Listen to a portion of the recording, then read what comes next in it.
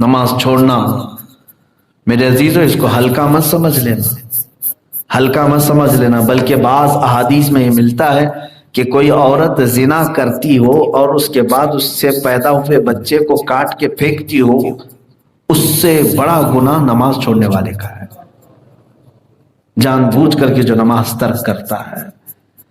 تو یہ کبیرہ گناہوں میں سے، کبیرہ گناہوں میں سے۔ اب جو قضا کر لیتے ہیں، جانتے ہیں آپ نمازوں کی قضا کرنے کے بعد لوگ سمجھ برابر کر دیا میں نے، کیا برابر کر لیے تم نے؟ وہ وقت لا سکتے ہو دوبارہ؟ قضا کرنے والے کے لیے حکم کیا ہے جانتے ہیں آپ؟ فجر آپ کی چھوٹی اور اس کے بعد پھر آپ نے اب عشاء کے وقت اس کو پڑھ لیا، قضا پوری کر لی، ادا کر لیا، تو فرمایا گیا کہ وہ 2 رکعت کی قضا کرنے کے بعد توبہ الگ سے کرو اللہ کی بارگاہ، توبہ کرو کہ وہ وقت کو تم نے جو ضائع کیا، یہ تو خالی تم نے 2 رکعت برابر کیا، اب اللہ جو ناراض تھا اس کو کون منا رہا ہے؟ تو کیا تم برابر کھانا پوری کر رہے ہو؟ فل ان دا بلینک جو ہوتا ہے کہ یہاں سے اٹھا کے اتنا بھر دیا، نہیں، تم نے اللہ کے آرڈر کو ہلکے میں لیا اور سو کے گزار دیا۔ قضا کرنے کے بعد بھی توبہ ضروری ہے، توبہ بھی کرنا ضروری ہے۔ تو نمازوں کو جنہوں نے ہلکے میں لیا ہے ان کے لیے دردناک عذاب ہے، یہاں تک کہ میں آپ کو یہ تک بتاؤں، حضور اکرم صلی اللہ تعالی علیہ وسلم کے پاس ایک شخص آیا اور نماز پڑھ رہا تھا، نماز سے سلام پھیر کے آنے کے بعد اس نے حضور کو سلام کیا، حضور نے فرمایا جا پھر سے نماز پڑھ، تیری نماز ہی نہیں ہوئی۔ پھر گیا وہ نماز پڑھا، اس کے بعد آیا سلام کیا، حضور نے فرمایا جا تیری نماز نہیں ہوئی، پھر سے پڑھ کے آ۔ تیسری بار پھر پڑھ کے آیا، حضور پاک صلی اللہ علیہ وسلم نے فرمایا جا تیری نماز نہیں ہوئی، پھر سے پڑھ۔ 3 بار بھی پڑھ کے آیا، حضور بار بار بھیج رہے۔ تو اس نے کہا میرے آقا میرے سے جتنا ہو سکتا ہے میں اسی انداز سے پڑھ رہا ہوں، میری طاقت کے مطابق، اب آپ ہی مجھے سکھائیں کہ کیسے پڑھوں۔ کیونکہ وہ بندہ جو نماز پڑھ رہا تھا، جس کو کہتے ہیں کھٹا کھٹ نماز ادا کرنا، کھڑا ہوا رکوع میں گیا، رکوع سے اٹھا پھر سجدے میں گیا، سجدے سے اٹھا، تسبیح بھی صحیح سے نہیں پڑھ رہا ہے سیدھے۔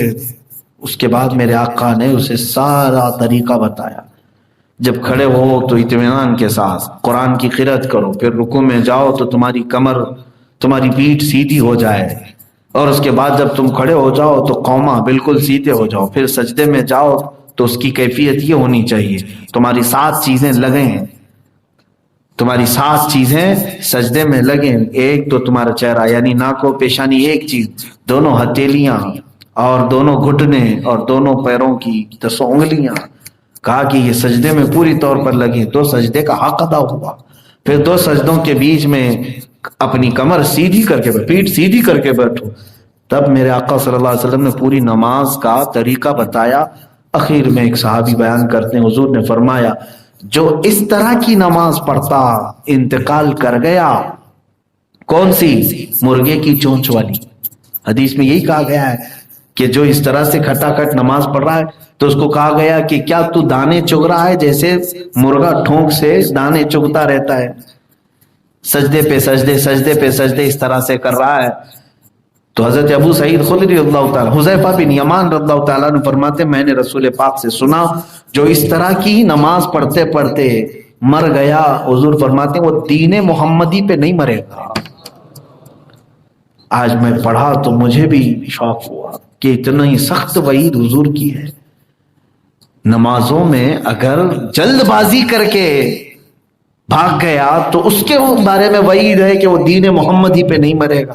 جو پورا ہی چھوڑ کے بیٹھا ہے اس کے لیے کتنی سخت وعید ہے۔ میرے عزیزو یہ کبیرہ گناہ ہے، ترک نماز کبیرہ گناہ ہے جس کو لوگ ہلکے میں لیے ہوئے ہیں۔ اور رسول پاک صلی اللہ تعالی علیہ وسلم نے ارشاد فرمایا کہ جس کی نمازیں درست ہو گئیں تو قبر میں اس کے سارے اعمال ہلکے ہو جائیں گے، آسان ہو جائیں گے، اور جو پھنس گیا تو نمازوں میں ہی پھنسے گا، نمازوں میں ہی پھنسے گا۔ اکثر جو ہے اسی میں پھنستے ہیں، اسی لیے فارسی کا ایک مشہور شعر ہے، روز محشر کے جان گداز بوت اولی پرسش کے نماز بوت۔ قیامت کا میدان جان پگھلا دینے والا ہوگا، لیکن سب سے پہلا سوال تمہیں نماز کے بارے میں ہوگا، اور اس میں جو اٹک گیا تو کئی سو سال تک کھڑا رہ جائے گا، کیونکہ نمازیں اتنی باقی ہیں.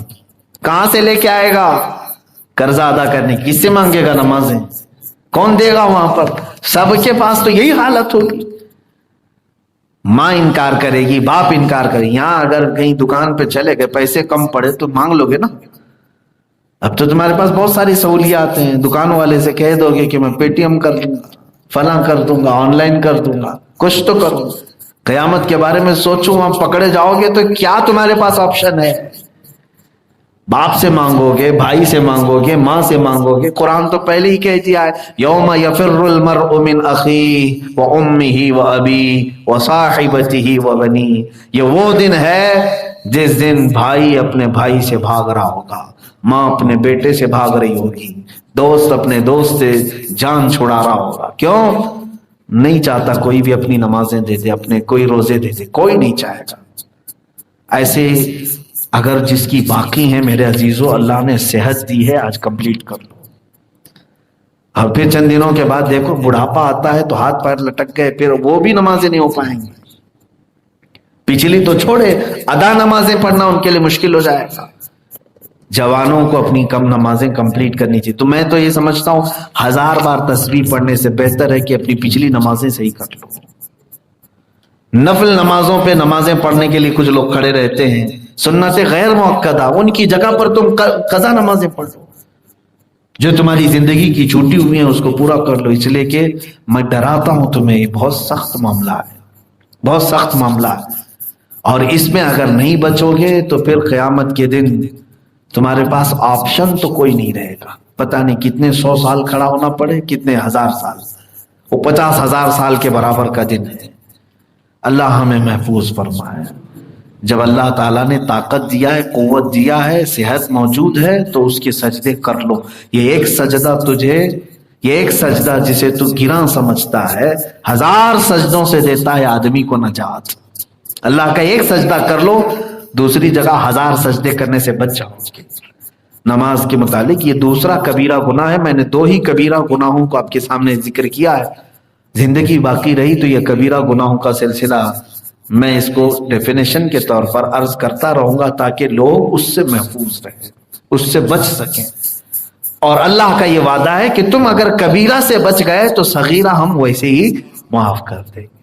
کبیرہ سے بچ جائیں. اچھا، کچھ ایسے کام بھی ہیں جس سے کبیرہ گناہ بھی معاف ہوتے ہیں، کبیرہ گناہ بھی معاف ہوتے ہیں، لیکن وہ کون سے والے کبیرہ ہیں وہ بعد کی بات ہے. جیسے شراب بھی کبیرہ گناہ ہے، جوا بھی کبیرہ گناہ ہے. توبہ کر لیں، توبہ کے بعد اللہ کی مرضی وہ معاف کر دے. لیکن کچھ اعمال، کچھ نیکیاں ایسی ہیں جس سے کبیرہ گناہ معاف ہو جاتے ہیں، لیکن ان معافی والے گناہوں میں نماز کا نمبر نہیں آتا ہے. کہ کبیرہ گناہ جیسے ایک روایت میں ملتا ہے کہ کسی مومن کے جنازے کو کندھا دیا تو وہاں ایک کبیرہ گناہ معاف ہو جائے گا. بعض نے کہا کہ اس کے 40 کبیرہ گناہ معاف ہو جائے گا. تو کبیرہ گناہ معاف ہونے کی جہاں پر وعید بشارت آئی ہے کہ کبیرہ گناہ بھی تمہارے اس عمل سے معاف ہو جائیں گے، یہ نیکی کرو کبیرہ گناہ بھی معاف. لیکن یاد رکھنا جہاں جہاں بھی معافی کی بشارت آئی ہے اس میں نماز داخل نہیں ہے. نماز چھوڑنے والا جو کبیرہ گناہ ہے یہ معاف نہیں ہونے والا ہے کسی دوسرے عمل سے.